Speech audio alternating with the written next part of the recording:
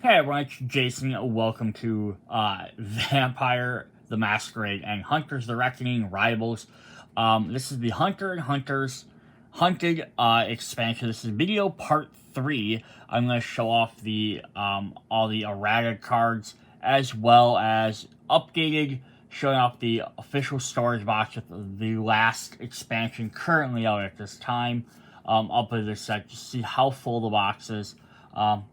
And so there we go. We'll go ahead and hop into taking a look at the cards.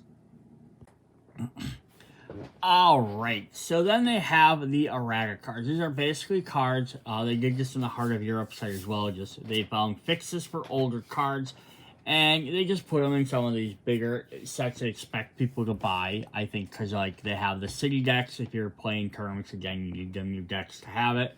So it's a good place to, like, put in older cards. So some of the changes. Now, if you're playing at home, your own casual games, you could probably use whatever versions of these you want. I'm going to, again, assume that if you're playing in tournaments or organized play or whatever, that you have to use the updated version of the cards. So it basically means you have to buy Heart of Europe and you have to buy this set to have them correct versions. So that might be something, make sure you ask if you haven't bought everything yet. Alright, so here we have Smoke. So on the left hand here will be all the brand new cards. The right hand will be the old versions. Now, I do wish that they would put like a little star or something on these cards to mark when they're errata. A little E like in the corner, like above the symbol or down here.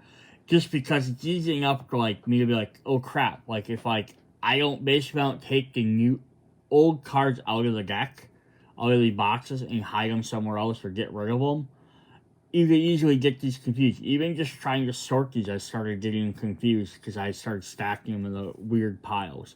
Because there's no other way to tell. There's not like a year or anything on there. So it's kind of a downside. I wish they'd have some marks so you knew which ones are errata. One way you can tell on this one is because this was an older version. It had a little bit different border on there. But that's just a random thing. So, alright, we're going to go through this. So, Smoke. So, originally, he was at the end of your turn ready one character in this party.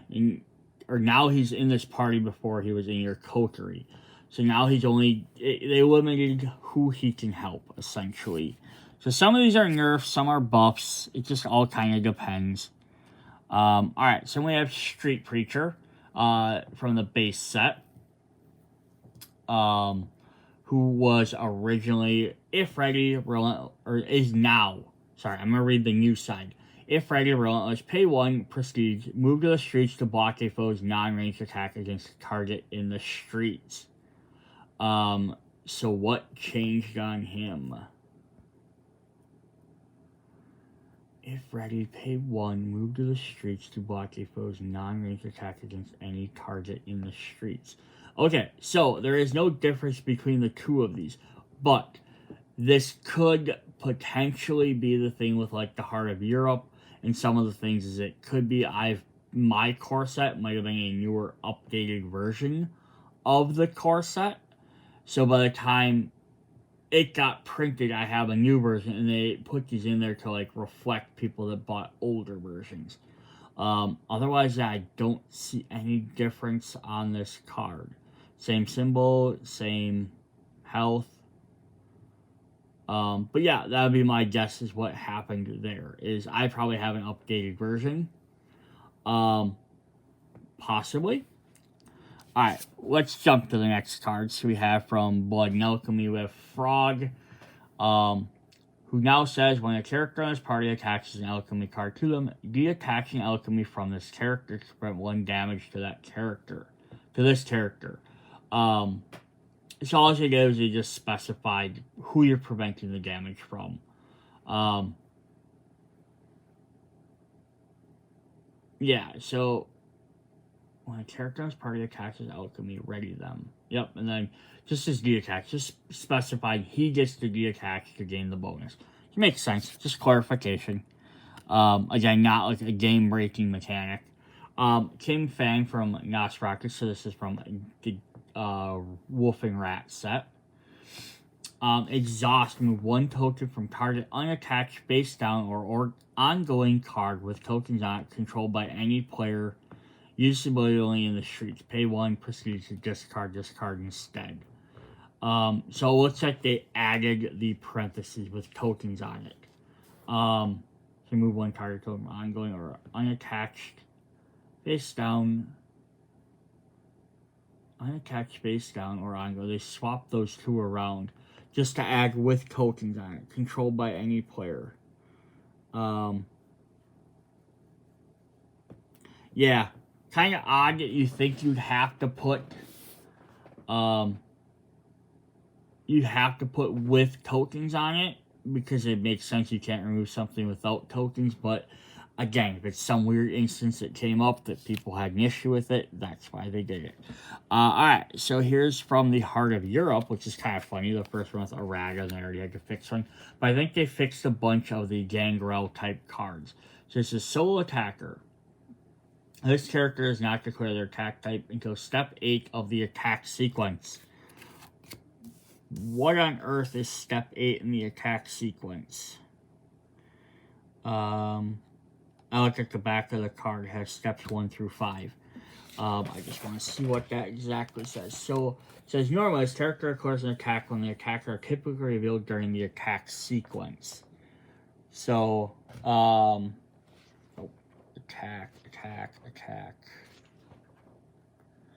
attack sequence is determine damage.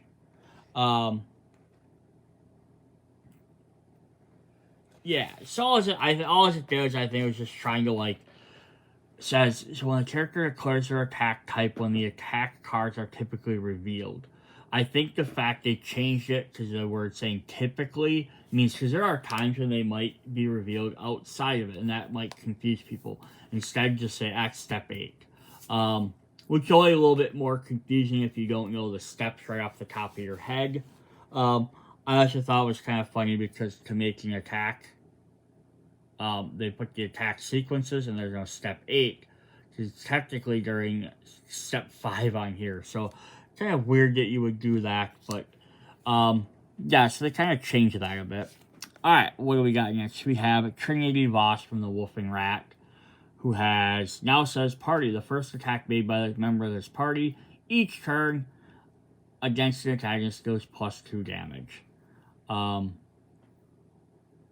So the first attack made by a member of this party. So they nerfed it, so it's now just the first attack made by a member of this party versus attackers in this party do +2. I think, yeah, they're maybe just a little bit too aggressive against antagonists. Interesting. So then we have Tamaska. So we have her regular version, and they also printed off her promo version, her alt art promo, which is really cool that they did both. Just that way if you want to use either one. Says the first time you attach an animal to this character during your turn, ready them and gain 1 unhosted action. Oh, it just changes it from action to 1 unhosted action. Okay, which is a very big distinction, because action can mean anything. Unhosted means it has to be one that you're not using another player for. Which makes sense. That they did that. Alright, so that was all our different characters. Then we have, they fixed the Haven from the original, so Dragon's Roost. Leader ability. If ready, you may move your leader to the streets if they are already not there, to block opposed attack, including range. If the attack targets a character, gain 1 prestige. So basically, yeah, they just add some of the reminder. So if you're ready, you may move your leader to the thing if they're not already there. Which, obviously, again, you can't move to the streets once you're already there. But they probably had to include that because people would be like, oh, well, technically I can move, like card says I can move to the streets, I'm moving to the streets, figuring that it would re-trigger any abilities that say when something moves to the streets. So this is just preventing someone from double moving to the streets. It's one of the things where it's like, common sense-wise to say you can't do that, but there is someone that probably is a sticker on the rules, so technically it says I can move there. It's the same thing with removing tokens if it doesn't have tokens. you'd be like, well, 0 is a number. Technically, I'm removing it. I have a card that says if I remove tokens, I do this. 0 is a they're just trying to fix that. So these ones are going to be a little bit different because first of all the new agendas are going to be reprinted. We'll get rid of the if you reach 13 you win. They just got rid of that altogether. But that's not the correction on these. They're not reprinting every card to fix that. So it says, Wake the Dead. Exhaust. If they're +1 race in your coterie, gain +1 agenda. If they're 3+ race, gain 2 instead. So it just says if there is one versus if you control one. They got rid of the word control. Because I'm guessing it's assuming you have them. You don't have to technically have a control over them. Disabled shelves. If your rival's library has no cards in it, you win the game. If you would cause a foe to discard cards, you may have that foe draw that many cards instead. And here it says at the start of your turn, if your rival has no cards, you win the game. You would discard cards. So it just gets rid of the at the start of your turn.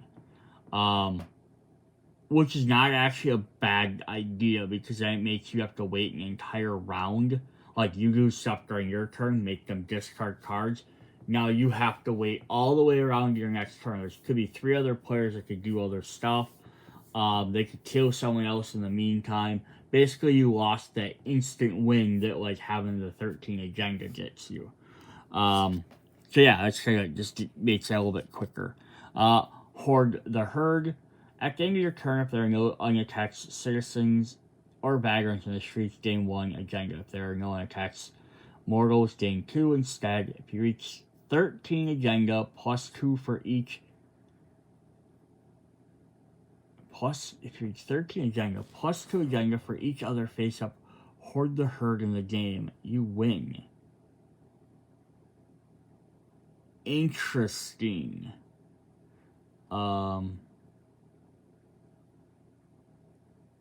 So here we have at the end of your turn, there are no unattached vagrants, or so you gain 1. That stayed the same. If there are no unattached anymore, you gain 2 instead. Gotcha. If you reach 13, you win. So they added on there. If you reach 13, you do win, but you have +2 extra agenda for each other face-up Hoard the Herd in the game. This is kind of cool because that means if multiple people are playing the same agenda, if you hit 13, someone else has it. Now technically you have 15, so you have the most. That's definitely neat. Interesting. Our last different agenda is Animal Kingdom. At the start of your turn, if there are +1 animals in your coterie, gain +1 agenda. If there are 3 different animals, gain 2 instead. Yeah, so it just got rid of the word control. And basically it's assuming something in your coterie is something you control. So you just kind of get rid of that word. Alright, then we have some action cards. I'm going to drop these guys down just so we have some more. So we have Second Tradition of the Domain.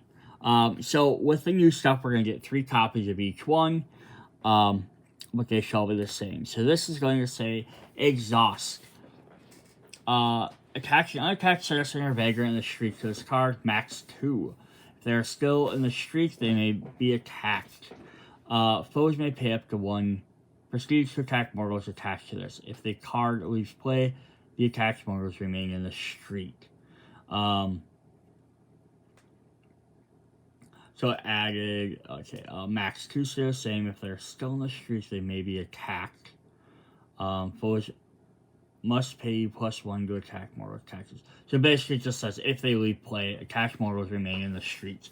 So it's more or less saying if someone gets rid of this ongoing card, they don't go with it. They're not removed with that card. Okay, clarification. And then we have our shakedown. Naming attack type, look at the target foe's hand and discard all attack cards with that type. If the acting character has the sheriff title, gain 1 prestige for each card discarded this way. Look at foe's hand. Oh, so it changes how it works. This significantly changes the card. Originally, it said, look at foe's hand, then name an attack type, and discard all ones. You go look at their hand and be like, oh, they have 2 physical attacks and no social or mental. I'll choose physical. Now you have to choose physical, then look at their hand and discard it. So it fundamentally changes how it works, but it makes more sense. It's not letting you look at their hand and decide what to get rid of. Okay, cool. I don't actually have a problem with that. Then we have the PR firm. Says, ongoing, pay 1 prestige, gain 1 agenda. Use only if a steam you play succeed this turn. So it just says, yeah, they put the pay first. Pay for it, then gain the ability, but now you can only use it at this particular time, as opposed to when it succeeds, paying it as a full cost. Yeah, so it just reworded the card essentially, but it works the same. Alright, then the last one is Protect the Flock. Ongoing, each blood of your color on Immortal increases the damage needed for foes to defeat them by 1. This effect does not stack with other Protect the Flocks. Exhaust, put +1 from your general supply on target mortal. Okay, so that's all they pretty much did. For the most part, so I'm going to exhaust, put 1 color. So ongoing, so they add the top, the ability is just on the top. Put 1 blood of your color on target mortal. And then it changes. So added blood to the mortal increases damage needed to defeat them. So it just got rid of the symbol. So it kind of swapped them around, but it put the reduction first versus as an addition to the exhaust. Because in the parentheses, it kind of, or in the brackets, it makes it seem like it's just a reminder text, and it's not. It's a full ability. And it doesn't have to stack with other Protect the Foxes, because I'm sure people are dropping 3 of these out and then being like, haha. Alright, so that's all our errata cards. The only last thing I'm just going to do really quickly show off is the promo cards you could have gotten if you pre-ordered. Renegade Studio does this with their sets. You pre-order set, you get a bonus pack of cards. You can turn around and go repurchase them if you like for about $5 afterwards, because obviously the set's still out, but they're just alt artwork. So yeah, if you like to get this, you have alt versions of Evangeline and Ryan, or Kendra and Lucky. You can definitely get them. But yeah, they're just promo artworks. They're nothing new on the cards, just alternate art. Alright, that is what we have for this really long video. Sorry about that. I just want to make sure we went through all of them right. So Vampire, Hunters, Rivals. Definitely check it out. If you haven't checked out the other videos, check out all of them as well. See you guys later. Bye. Alright, so now I'm going to show off the official expansion storage box. That was finding weird that the cards go this direction, but technically the lid goes this direction, but regardless. So I don't have these all sorted out 100% using all the different disciplines and dividers, how they want you to store it out. What I've done right now is I just have them sorted per vampire clan and different card types, just group around, just to show how full the box is before you start actually really sorting them out and all the different other little aspects, as well as if you decide to sleeve them, which I eventually will want to sleeve all my cards. So right now, this is all in the middle row here. I have just the vampire clan. So we have the 1, 2, 3, 4, 5, 6, 7, 8, 9, 10. We have all 16 different vampire clans. We have the 2 hunters over here. Behind this little taller foam block, I have the 3 city decks as well as the monster deck. On this little spot here, I have just the alt art promos, the errata cards, and the player aid cards. I just have the errata cards currently sorted off to the side. I'll probably then I'll have to swap them out for the other ones, but I won't even still get rid of them. And then this side over here, this is like all my extra dividers. But then this is the crypt deck for each different set, as well as the extra promo packs, like the royalty pack or the conclave pack, which are just extra, like, alternate cards. So you can obviously see this is definitely not full. It's about half full once I start sorting things out. But once I sleeve it all, because this won't obviously be able to hold all of these guys anymore once they're sleeved, I'll probably end up having this box pretty much darn full. So we'll have to see, in a future video, I'll update after I have everything sleeved and see how that all works and how everything fits in there. You might end up having to have like a pre-constructed deck box and then like your alternate deck box, very possibly. Again, I don't know if I'm going to use all these dividers or how I want to do that. I suppose for me, potentially the upside of buying a second box would be having all the, you'd have most of the dividers again. You wouldn't, that's the only downside, you wouldn't re-get the divide, actually you wouldn't have any of the dividers. I wouldn't mind having an extra set of these dividers so I can divide my crypt cards into those as well. I guess technically, actually, never mind, I have the extras, duh. So actually I can have these all separated into the two piles, like pre-constructed deck versus all my extras for them. They're specifically for them, and then use these to separate out the rest of my crypt cards. But I'll probably keep the structured decks the same.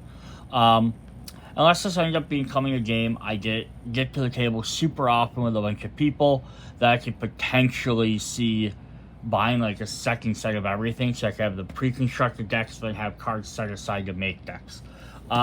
We do have the 2 rule books, but realistically we only need to keep the Hunter set anymore, which will lay in here just because it has all the upgraded rules in there.